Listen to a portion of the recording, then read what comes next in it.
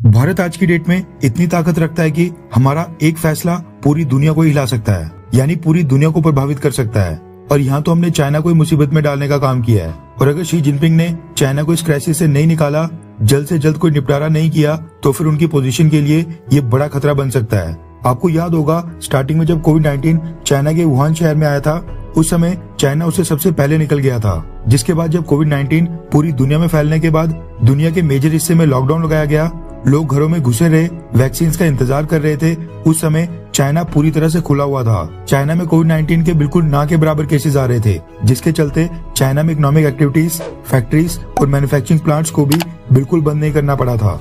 परिणाम स्वरूप चाइना की अर्थव्यवस्था दुनिया की मेजर इकोनॉमीज में सबसे तेजी से ग्रो हुई, जबकि भारत समेत बाकी सभी देशों को नेगेटिव यानी माइनस में ग्रोथ देखने को मिली थी। 2020 के पहले क्वार्टर में तो स्ट्रिक्ट लॉकडाउन की वजह से भारत की इकोनॉमी -23% से नीचे गिरी थी, और आज की डेट में भी सेम सिनेरियो चल रहा है, बस चाइना की जगह भारत ने ले ली है। पहले कोविड-19, फिर हाई एनर्जी प्राइसेस और अब यूक्रेन रशिया युद्ध के कारण चाइना समेत बाकी सभी मेजर इकोनॉमीज में स्लो डाउन देखने को मिल रहा है, जबकि भारत 13% की ग्रोथ के साथ लगातार आगे बढ़ रहा है। वहीं चाइना की बात करें तो चाइना में न सिर्फ आर्थिक स्लो डाउन आ गया है, बल्कि अब चाइना में एक बार फिर एक बड़ा फूड क्राइसिस भी आने वाला है। लगातार बारिशों, फ्लड्स, सूखा, भूकंप और खासकर चाइनीज सरकार की जीरो कोविड पॉलिसी के अंतर्गत जो पूरे चाइना के अंदर लगातार स्ट्रिक्ट लॉकडाउन लगाए जा रहे हैं, उससे चाइना में फूड प्रोडक्शन और एग्रीकल्चरल आउटपुट में इस साल भारी कमी देखने को मिल रही है। हालात ये हो गए कि जिस तरह साल 2020 में चाइनीज प्रेसिडेंट शी जिनपिंग ने फूड वेस्टेज को रोकने के लिए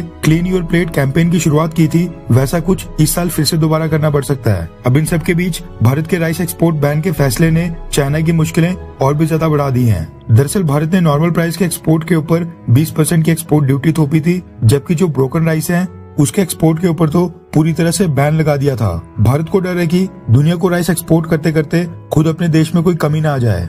20% की एक्सपोर्ट ड्यूटी बढ़ाना तो चलो ठीक है, लेकिन ब्रोकन राइस के ऊपर पूरी तरह से बैन लगाना चाइना को बहुत ही चुभ रहा है।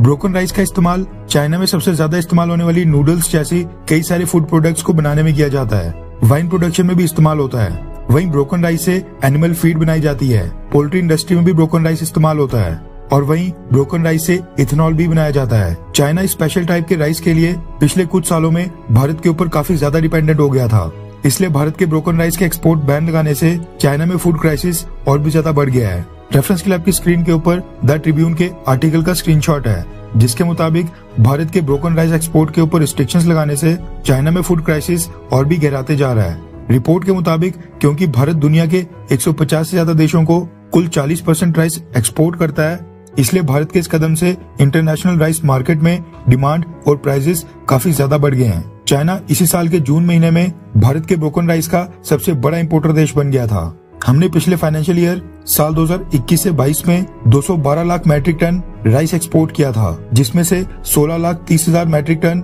यानी 7.7% राइस अकेले चाइना ने हमसे परचेज किया था। उस 16,30,000 मैट्रिक टन में से 15,70,000 मैट्रिक टन चाइना ने ब्रोकन राइस इंपोर्ट किया था, यानी चाइना हमसे जितना भी राइस परचेज करता है उसमें 90 से 95% तकरीबन ब्रोकन राइस ही होता है, जिसको भारत ने एक्सपोर्ट करने से यानी दूसरे देशों को बेचने से इनकार कर दिया है। भारत के बैन के बाद दिक्कत चाइना को यह आ रही है कि इंटरनेशनल मार्केट में ब्रोकन और नॉर्मल दोनों टाइप के राइस अब नहीं मिल पा रहे हैं। शॉर्टेज काफी ज्यादा चल रही है, और भारत के बाद जो राइस के बाकी एक्सपोर्टर देश हैं, थाईलैंड, वियतनाम, पाकिस्तान और अमेरिका, ये भी इंटरनेशनल राइस डिमांड को पूरा करने में पूरी तरह से अब तक फेल रहे हैं।